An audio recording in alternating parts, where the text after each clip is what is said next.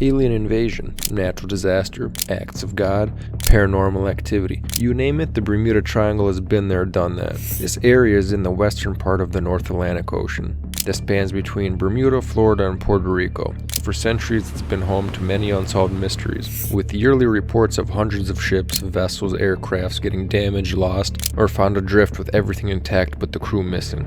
So, why are the ships found but the people gone? There's a famous double-slit experiment in quantum physics that proves particles behave differently when observed versus when not observed. So I don't really like Neil deGrasse Tyson, but he had the best video explaining it. So as much as I'm a Neil deGrasse Tyson hater, he made it into this video, and I promise this is the last time I subject you guys to him. For the first time, they were able to isolate the tiniest unit of light, a single photon. And to perform Young's double-slit experiment on a whole new level, tracing its precise path either through the right slit or the left slit. Another right slit, left slit. If we watched them all day long, the pattern would be random. About half would go through either slit.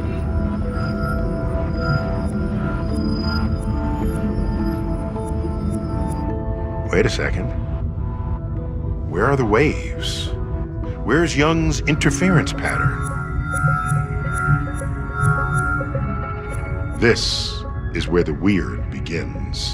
I cannot explain to you what you're about to see. That's because no one on Earth understands it yet. If you can't live with that, then you're not going to be happy with what lies up ahead. On the smallest possible scale that we've ever discovered, the quantum universe, the mere act of observation changes reality. Okay, photons, keep on coming. This time, we promise not to look. You're not going to believe this, but we can change the pattern on the far wall simply by not watching which slit the photons pass through. I know it sounds crazy, but in every trial ever conducted, the outcome depends on whether or not the experiment was observed. What if people in the Bermuda Triangle go missing not because we aren't watching them, but because some other life form in the area is? Either from the depths below, or maybe the observation is taking place from another dimension, or from outer space due to this area being sort of a viewing portal. Witchcraft. Here we go with another cool name. Witchcraft was a 23-foot luxury yacht whose captain was Dan Burrick. On December 22, 1967, Burrick and his friend, Father Patrick Hogan, left Miami on a holiday sail to enjoy Miami's wonderful Christmas lights. As they reached 1 mile offshore, the Coast Guard received a call from the captain that the ship had been hit by something, but there was no substantial damage, yet they needed help to be towed to shore. The Coast Guard set off immediately, reaching Witchcraft's location in 19 minutes, but upon getting there they found absolutely nothing. The area indicating Witchcraft's location was completely deserted, and there wasn't even any sign of a ship having been there at all. Now the crazy thing about this story is that Witchcraft was considered virtually unsinkable. Yeah, I heard about another ship that was kind of unsinkable too.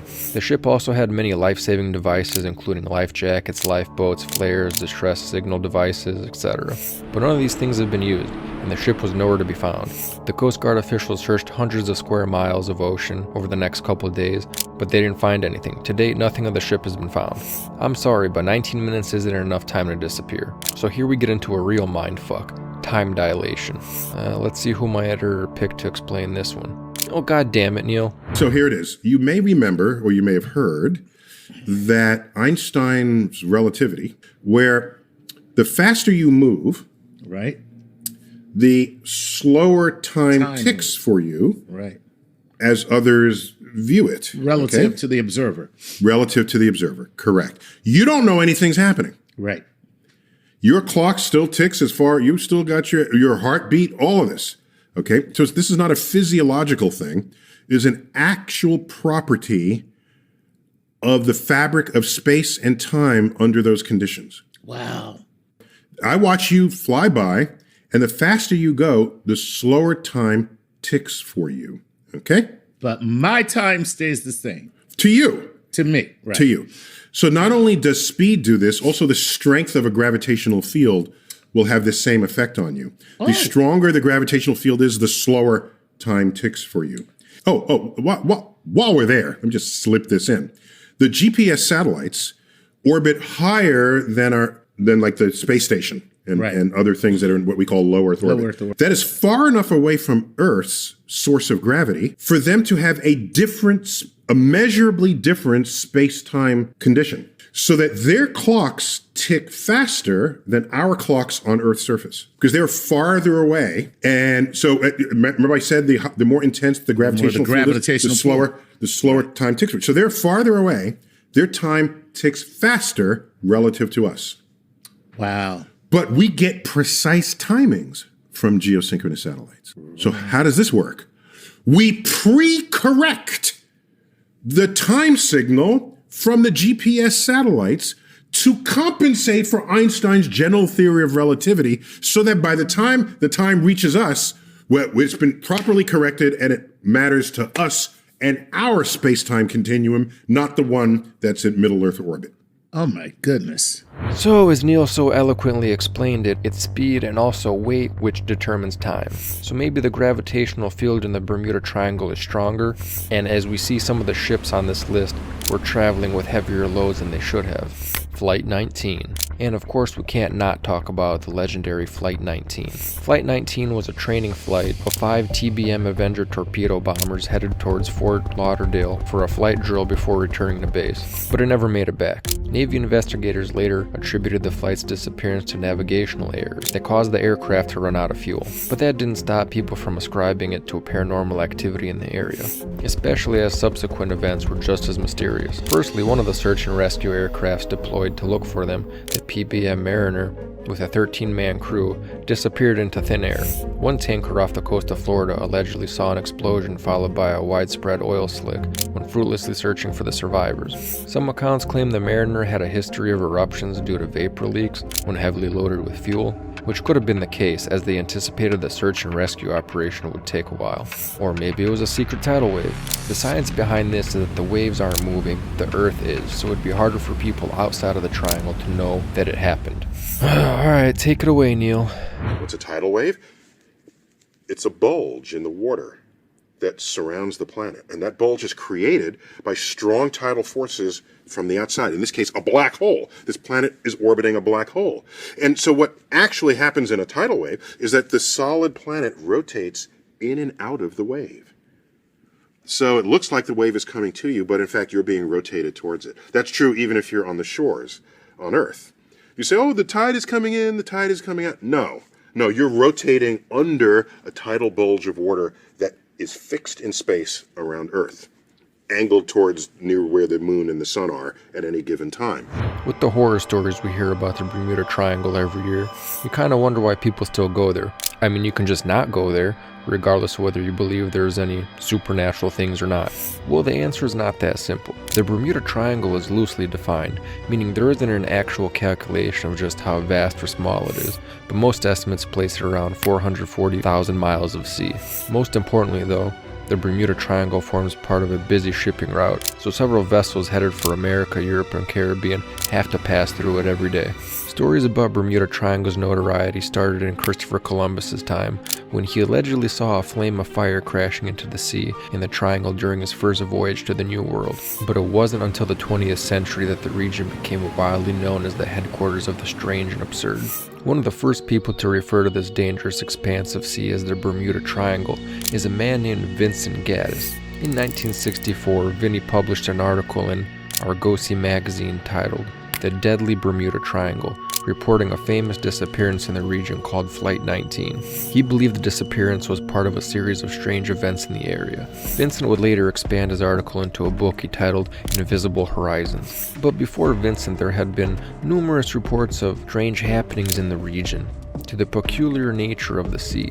One of them is a short article by George Sand, published in Fate magazine in 1952, titled Sea Mystery at Our Back Door. The truth is, you can't really fault people for thinking there's something supernatural going on in the Bermuda Triangle, because some of the stories that spring from the region are truly weird. Now, I'm not one to discount the supernatural, because the more we learn about quantum physics, the more we learn we don't know shit about how anything works. We know that magnetic fields are responsible for taking compasses off of true north, which would explain some Bermuda Triangle action, but people have still been going missing since after we figured that fact out. Sometimes the ship would be there completely intact and the whole crew would be missing. Could that mean they slipped into an alternate dimension? Some kind of time dilation? I mean, they say we know more about outer space than we do about the deep sea. The USS Cyclops incident happened during World War I in March of 1918. On that day, a US Navy ship, Cyclops, set sail from Brazil to Barbados carrying a full load of manganese ore, about 10,800 tons, with about 309 people aboard. They set out on a rather clear day, and the ship's first message showed no signs of distress. But it would be the only message the ship would send on that trip, and the last message the ship would ever send. Shortly after passing the island of Barbados on March 4th, the ship disappeared, never to be heard from again. Searches for the ship, its contents, or the crew on board yielded no result. The USS Cyclops never sent a distress signal. No one on board responded to radio calls from the vessels around, and there were no apparent reason why it would disappear. It just vanished into thin air and was never seen again. The incident resulted in the single largest non-combat related loss of lives in the history of the US Navy. As history has it, two of the Cyclops' sister ships, Proteus and Nereus, would later get lost in the Bermuda Triangle during World War II.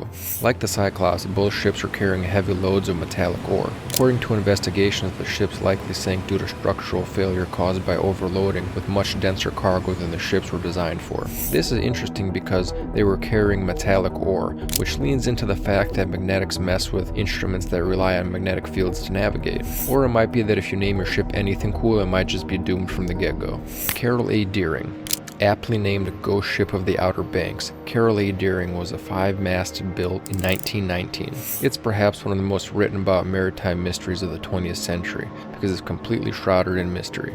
On January 31st, 1921, Carroll A. Deering was found hard aground on the treacherous rocks of Hatteras Diamond Shoals, North Carolina. And let me know if I said that wrong.